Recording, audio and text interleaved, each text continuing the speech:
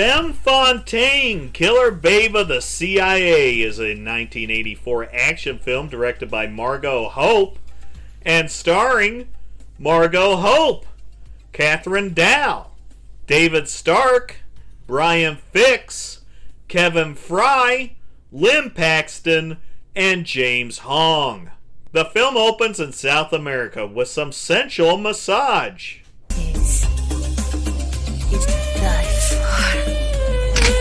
That was some deep neck work. Okay, check that one off. And next. Next.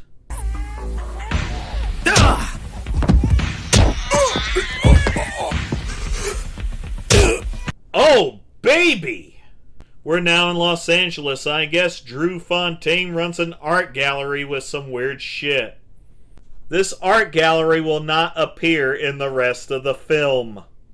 Then we see Madam Lee making a deal with some cash. The time has come for us to declare total war! Whoa, I didn't expect to see fucking Nazis in this thing. Then we see Drew painting with a radio report of recent events. In international news, 3 Colombian drug lords were found brutally murdered. This movie has been all over the fucking place, and we're only 7 minutes in. That antenna is really limp. Drew's CIA handler Max makes a call for a job in London. Then we get a backstory tease about Drew's dad. Let's find out what you were doing in South America. Last Operation Black Heart. Agent, this is action. What the hell is that? See and say? She's a damn peeping Tom. Look at that thirst. I'm starting to get nauseous because this thing is just jumping all over the place without actually going anywhere. Drew gets up and looks at a photo album, has a flashback, and it's morning! She goes to a temple to see James Hong and then does some training. This guy is broken down, but skinheads arrive to help. Don't fucking mess. Come on. Get the fuck. Get my watch. Sweet dreams. No real context to that scene, so let's move on. Back at the temple, Sun discusses his past as an agent, and Drew wanting to get out, but she has unfinished business because of her father. Stuff is from Madam Lee. Everything all in place? What do you think? Don't forget our meeting Thursday night. That looks sketch. So, do I got the part? Oh, yeah. Gotta come over here talking to the microphone, honey. I don't see a microphone. You got a lot to learn. Glenn Glenda poster. Once again, you don't reference a better movie in your shitty movie. And how shitty is this? Glenn Glenda is the better movie. It's audition time at Moe's that goes as expected. But he gets an important phone call, probably about a drug deal. It'll be clean by noon. I'm telling you. Trust me. All right? I'm so fucking lost right now. Then Drew goes to London, gets in Target 1's room, and he's dead. Target 2 shows up, and he's dead too. Lee gives some more merch to this guy who hides in the temple. Then we get some producer plot, then some Nazi plot, and none of it pushes the story forward until Moe goes to the temple and exchanges the packages for some cash. Drew returns to Sun to discuss quitting, but he gives her some info from Madam Lee that has to do with her father, and she changes her mind back to staying in the business.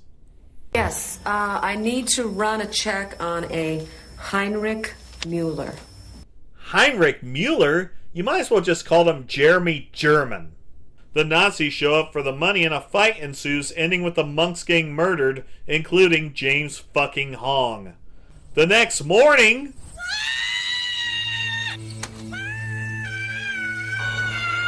Did she just find an ear? What happened? Those fucking monks ripped his ear off. You stupid imbeciles, I told you I wanted this done quietly. Tone it down a notch, Nazi. But we wasted them. What do you mean? No one was supposed to get killed? Well, those guys sure fucked that up. Drew goes to find Madam Lee and they have a talk that goes nowhere and Drew leaves. Oh, fucking stop. Man, it's a good thing she carries one of those things in her car. And all she gets out of the call is some guy named Moe. Here's a montage of looking for an earring, I guess. Is that written in marker? He leaves and Drew follows, eventually swabbing the seats of the Jeep. I don't know why she's swabbing it, because it will have no bearing on the plot. Drew then goes to Moe's. You do? Yeah, what's your name, sweetheart? Delilah. Delilah Delight. That's actually a good name. Absolutely nothing happens and she goes to a Nazi rally. Come over here and sign up for a paramilitary training camp.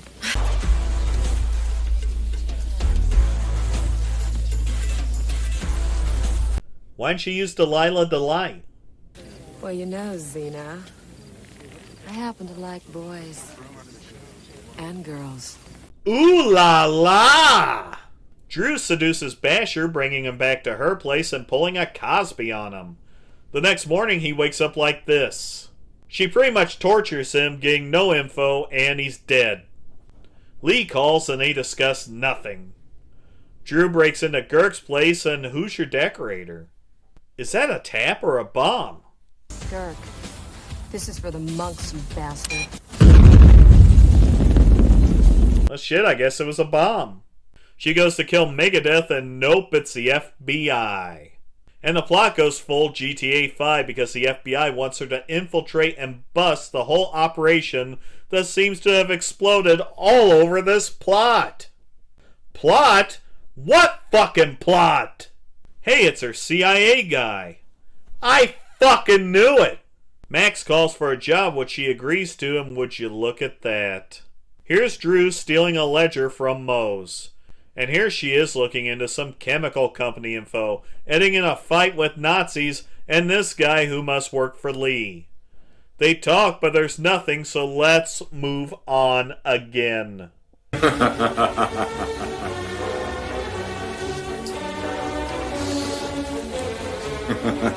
What the fuck? Drew breaks into Shank's where they're having a meeting and she gets to see a video of her father being killed by a chemical agent. Oh, it looks like a caramel. And there's a live demonstration scheduled for the next day. Lee gives Drew her father's gun and they threaten Shank, who lets them know that there's a demonstration tomorrow at the chemical plant, which we already knew from the previous scene. The next day it's Max who busts out Drew, who gets shot, but probably not, and you knew this asshole was getting sprayed with that shit.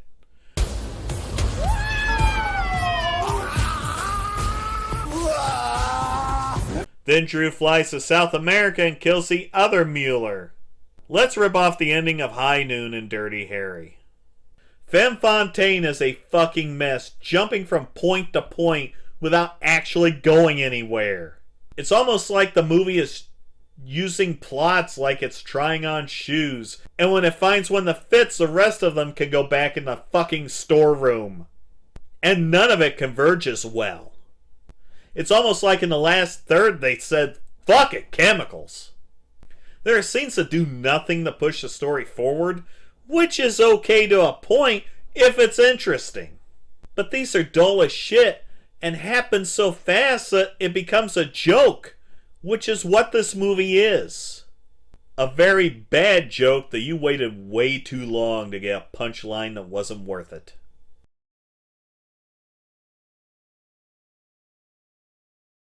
How come I never knew of this? Didn't seem important at the time.